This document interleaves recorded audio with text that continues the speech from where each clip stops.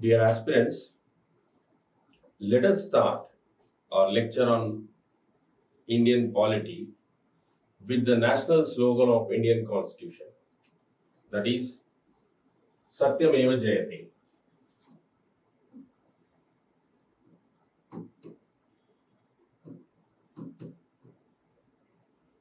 Or truth always wins.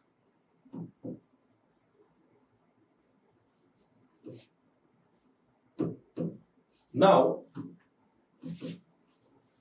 Indian polity consists of two parts.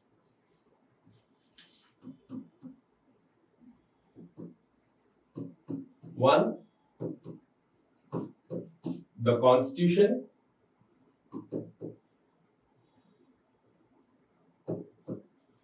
and the other, democracy at work.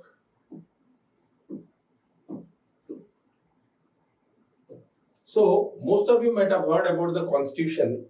So, what does the Constitution provide? The Constitution, it provides the framework or the structure for our political system. That is, on the basis of this framework or the structure, the political system functions. Now, democracy at works is nothing but the functioning of the government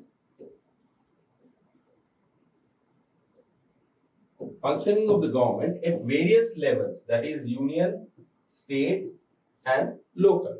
So, this functioning, the rules of the game or the regulations or the framework or the structure is provided by the Constitution. Now, let us understand the definition of the Constitution. What is the definition of the Constitution? Or what is the Constitution?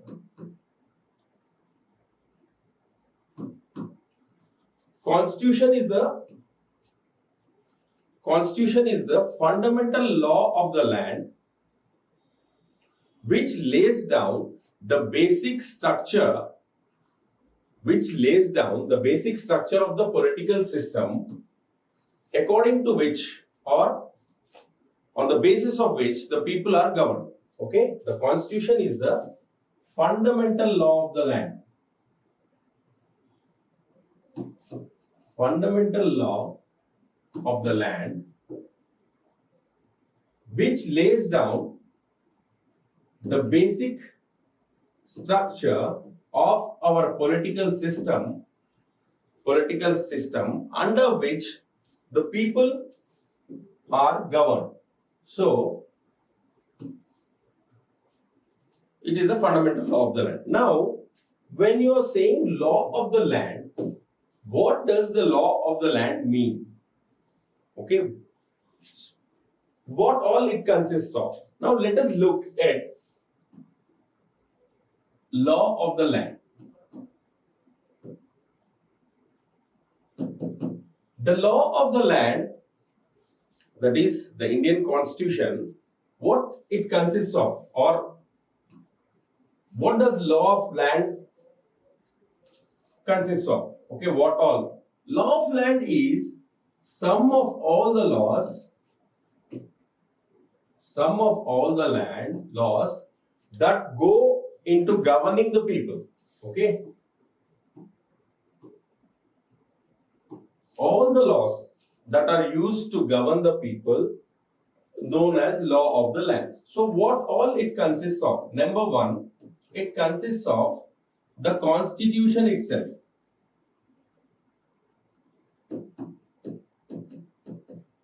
Okay, on the basis of the Constitution, our country is run. Next, statutory laws. What are statutory laws? As you all know, statutory laws made by the Parliament and state legislature. As you all know, the people elect their representatives. These representatives on the behalf of the people, they make laws. Okay, they sit in the Parliament and make laws. Parliament and state legislature. So the laws made by the Parliament and state legislature are statutory laws. So a country is governed, or the people of a country is governed by not only constitution but also the statutory laws. Next, the ordinances.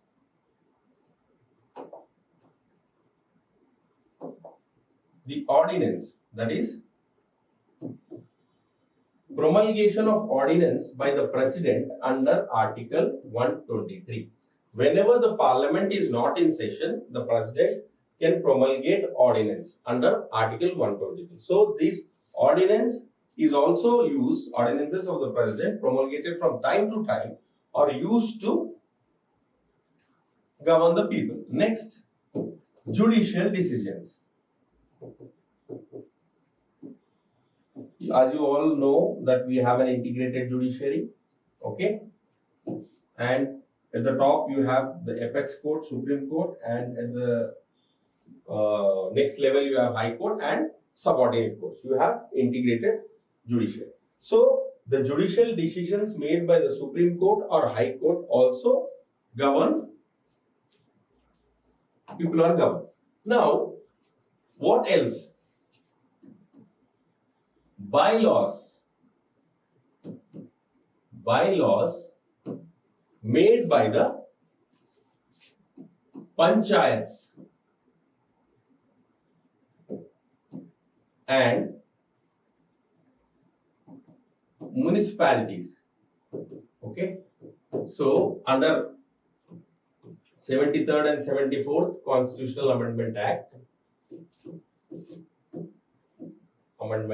of 1992, the panchayats and municipalities came into being. Okay, so bylaws made by the panchayats and municipalities. Panchayats are for the local self-government, whereas municipalities are for urban local governance. This we'll read about panchayats and municipalities in our future classes. So right now the bylaws made by the panchayats and municipalities are also used to govern the people. Okay. Next,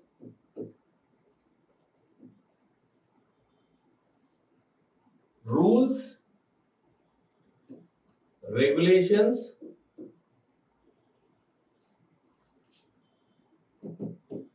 orders,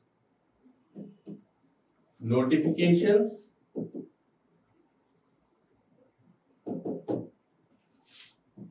directions,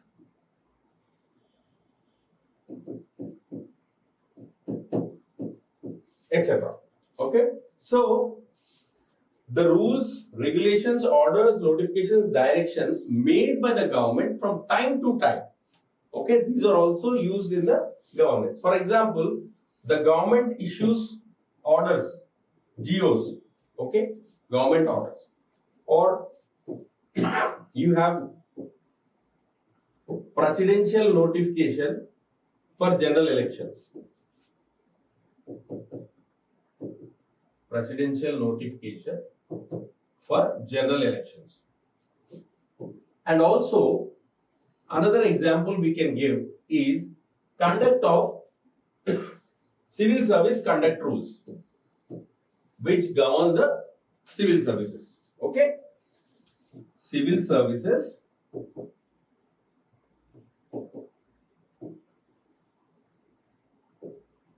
conduct rules. Now, to have a quick recap, so what does law of land mean? The sum of all the laws that are used to govern the people. Constitution itself, the statutory laws made by the parliament and state legislature, the ordinance promulgated by the president from time to time under Article 123, judicial decisions by the Supreme Court and High Court, the bylaws made by the panchayats and municipalities, rules, regulations, orders, notifications, directions, etc. Example, government orders, presidential notification for general elections, and civil services conduct rules used to for civil services. Okay, governing the civil services. Okay, now the last one is customs. some customs in the course of time, they have become popular and have attained legality or legally enforceable. For example, you have Hindu Marriage Act. Some customs, Hindu customs under Hindu Marriage Act. Okay. So, customs which are popular in the course of time have attained legality and have become legally enforcement. For example, Hindu Marriage Act. So, all these above mentioned are the sum of all this is law of land which are used for governing the people. Now, the power and authority.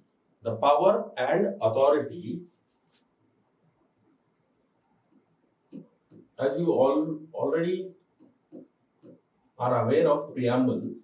So, the preamble talks about the power and authority given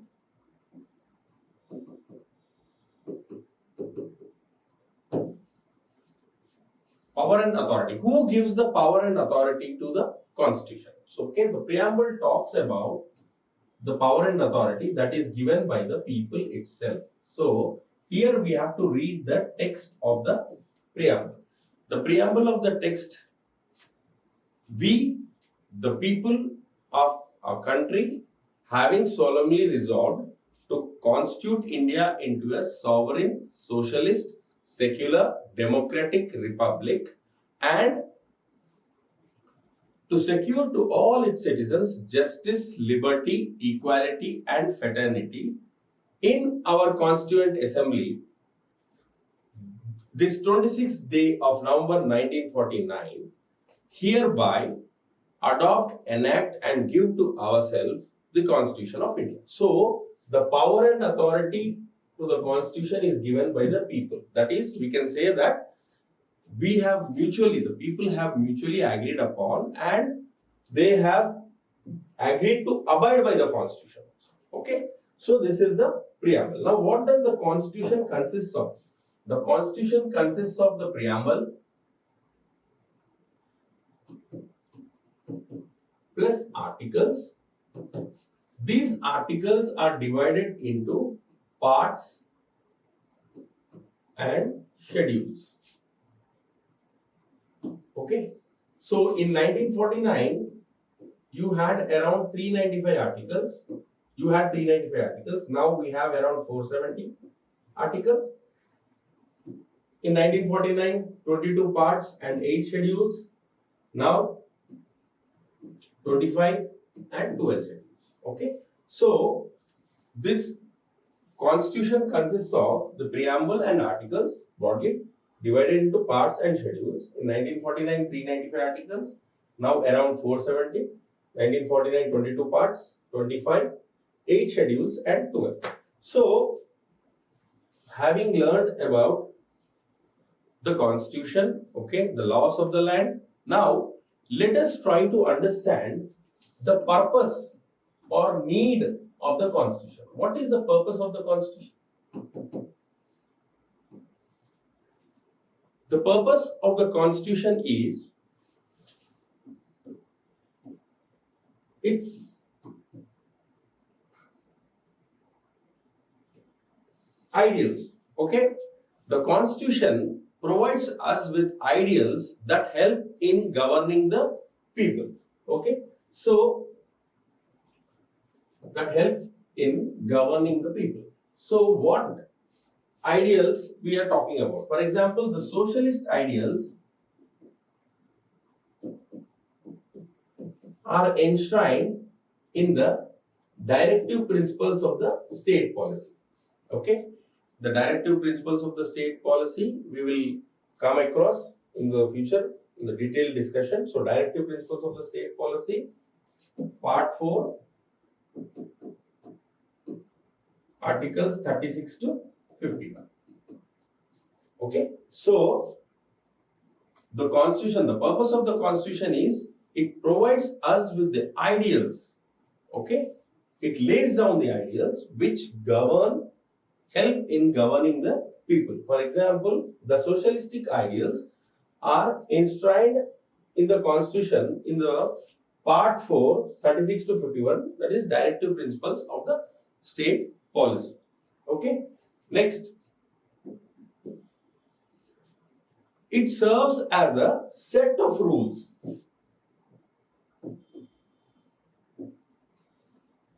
It serves as a set of rules that are agreed upon by the people.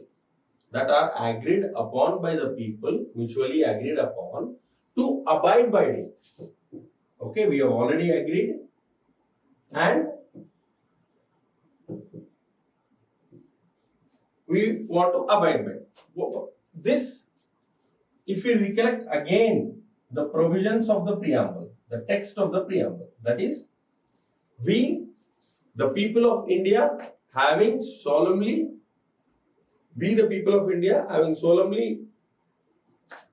so the whole text, just now we have read, that is about preamble. So, the preamble itself talks about the agreement, that is, we have agreed about, that is in our Constituent Assembly, the last part, in our Constituent Assembly, this day, on this 26th day, 1949, we hereby abide, adopt, and give to ourselves the Constitution. So, it also talks about the set of rules. Okay? So, the purpose of the Constitution is set of rules that we have mutually agreed upon and we want to abide by it. Okay? So, next, it defines the nature.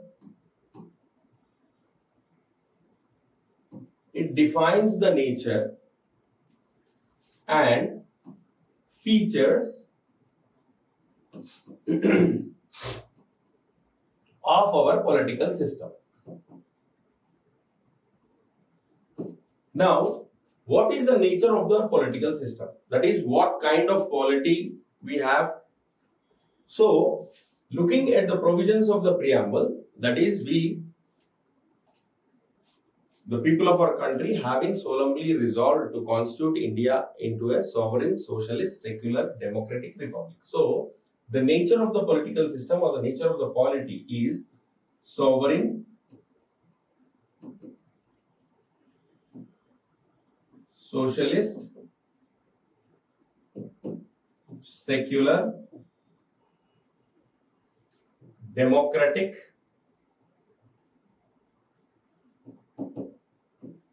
republic.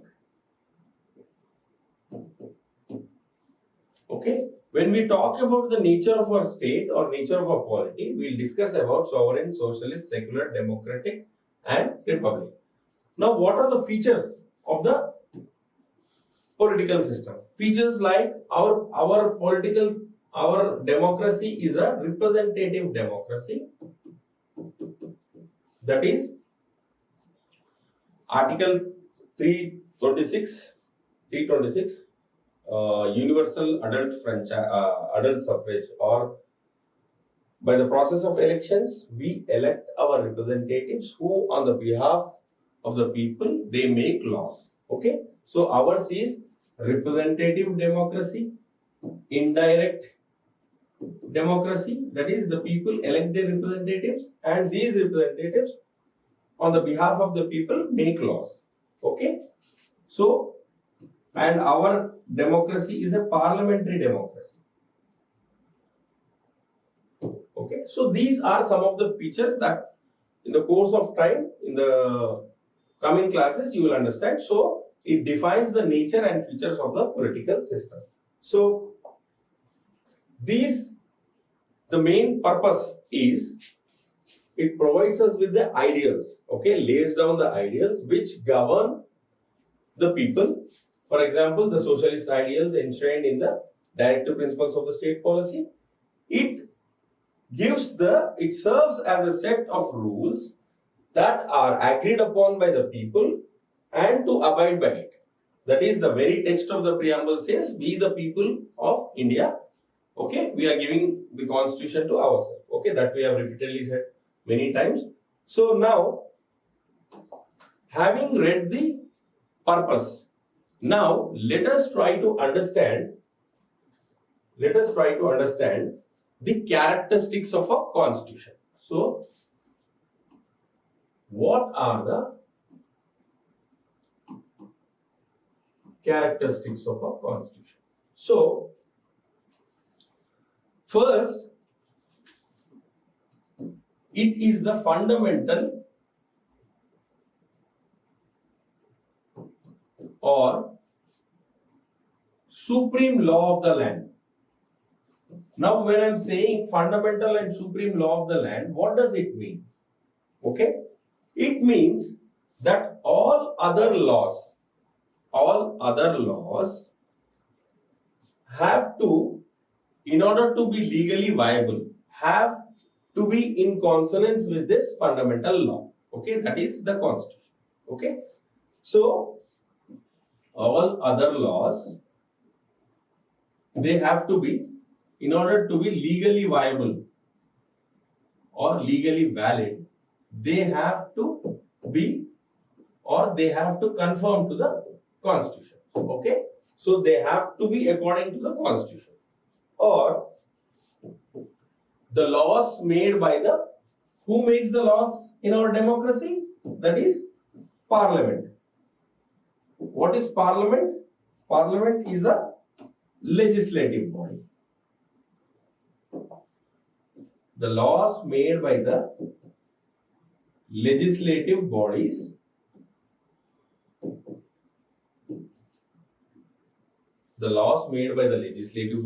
and the executive actions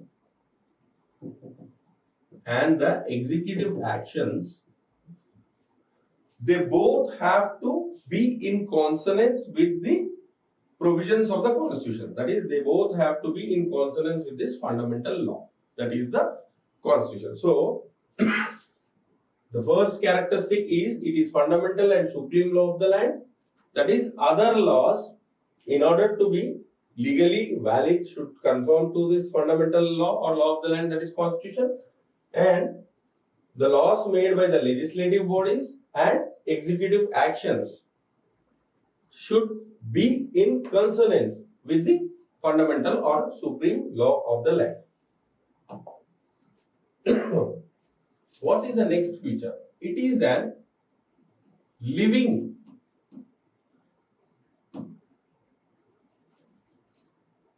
or an organic document. Okay. So what does this mean? Living or organic document. That is, it is not static.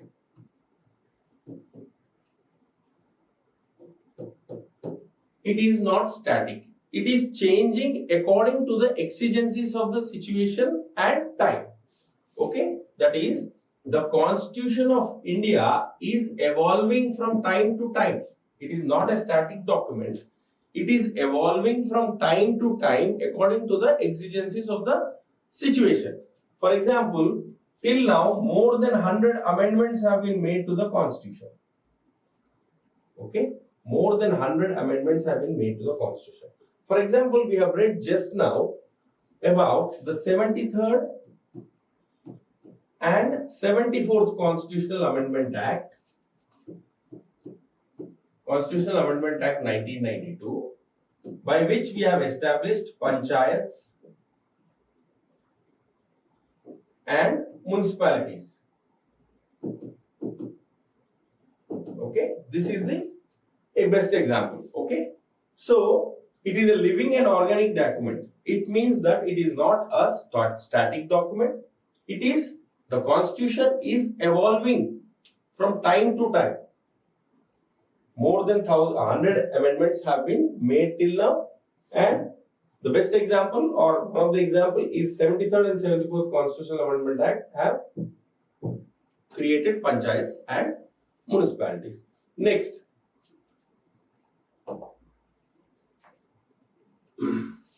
it lays down or it embodies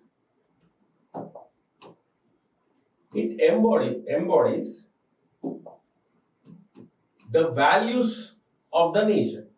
Now, what are the values of the nation?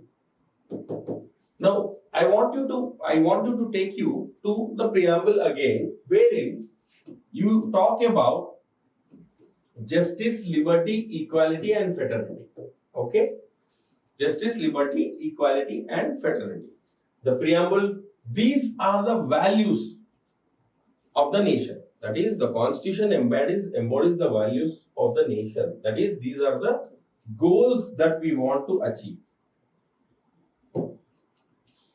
Okay, so the preamble talks about social, economic, and political justice, liberty, that is freedom of thought, expression, belief, faith, and worship, equality of status and opportunity, and to promote among them all fraternity, assure the dignity of the individual, and unity and integrity of the nation. So, the constitution embodies the values of the nation, that is justice, liberty, equality, and fraternity.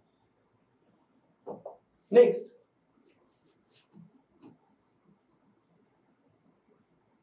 it sets out the framework.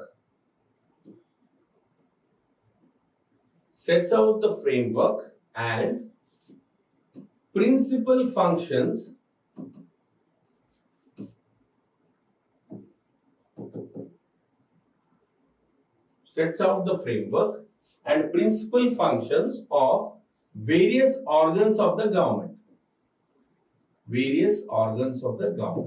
So, it sets out the framework, that is the structure, and the principal functions. What are the organs of the government? Legislative, executive, and judiciary. Okay. So, we have principle of separation of powers and principle of checks and balances. Principle of separation of powers is all the organs are separate. Okay. And principle of checks and balances, the executive is accountable to the legislature. The laws made by the legislature are declared null and void by the judiciary if they are not according to the constitution. Okay. So, this is the principle of checks and balances. So, it lays down the framework, sets out the framework and principle functions of various organs of the government. And not only the framework and principal functions, it also reveals the provisions regarding to the extent of supreme power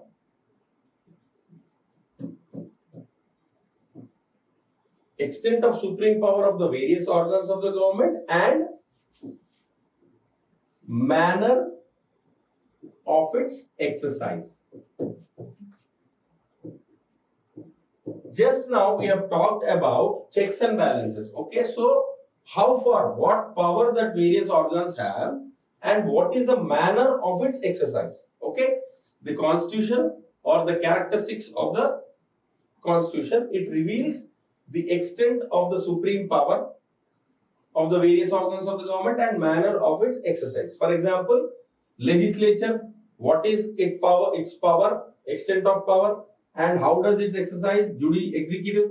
One thing you have to understand in representative parliamentary democracy is the executive is also part of the legislature. That is, the minister who is the head of the ministry and part of the executive is also part of the legislature. That is, he sits in the legislature and makes laws. So, it not only gives the framework and principal functions, sets the framework and principal functions of various organs of the government, but the extent of the supreme power and the manner of its exercise. Next.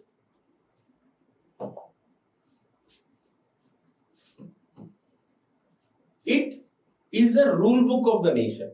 Okay, we can say the constitution is the rule book of the nation which lays down the rule of law. or codifies the rule of law. Constitution is the rule book of the nation codifying the rule of law. Okay. Now it is very clear that the constitutional provisions, okay, you have various organs of the government. The constitution gives the framework, the manner of exercise of powers, the extent of powers, and the principal functions. Okay. So in that way, it is a rule book, okay, codifying the rule of the law. How the government has to function, what are the powers, what are the limitations. So these are the characteristics, and not only this, it is a document of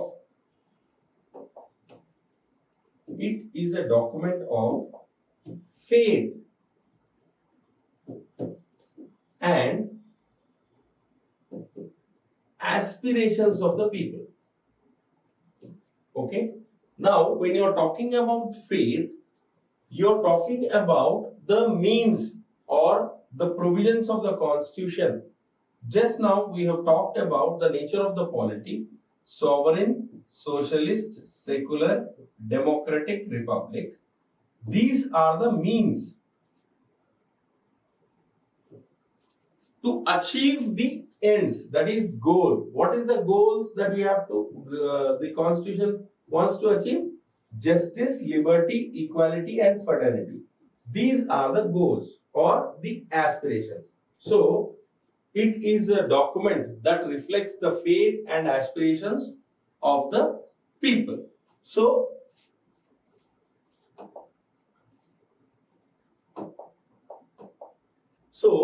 the characteristics of the constitution: it is the fundamental and supreme law of the land. That is, all other laws, in order to be legally valid, or the laws of the legislative bodies and executive actions, they have to conform or they should be in consonance with the constitution. It is a living and organic document. That is, it is not static. It is evolving according to the exigencies of the time. More than 100 amendments have been made so far. The best example is 73rd and 74th Constitutional Amendment Act. Next, the values. It embodies the values of the nations like justice, liberty, equality, and fraternity. It gives the framework and principal functions of the various organs of the government and the extent of the sovereign power of the various organs and the manner of its exercise. It also is the rule book, or you can say that it is a rule book codifying the rule of the law, and it is the document of faith and aspirations of the people. Now, having read about the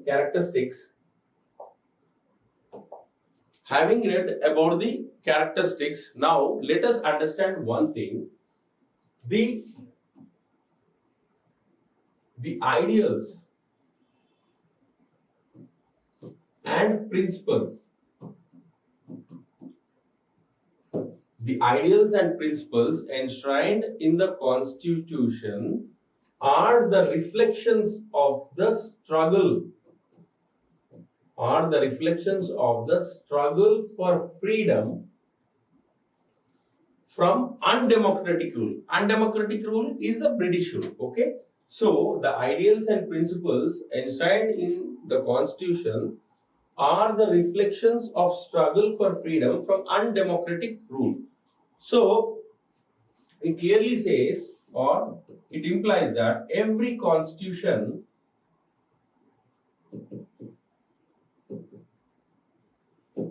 has a historical base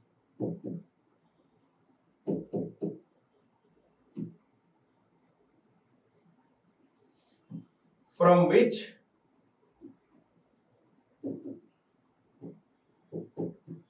it has evolved.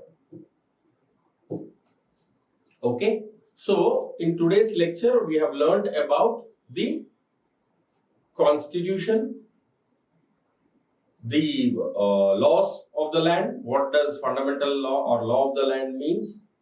The purpose of the Constitution, the characteristics of the Constitution, Okay. So, in our next lecture, we will learn more about the making of the Constitution. Thank you.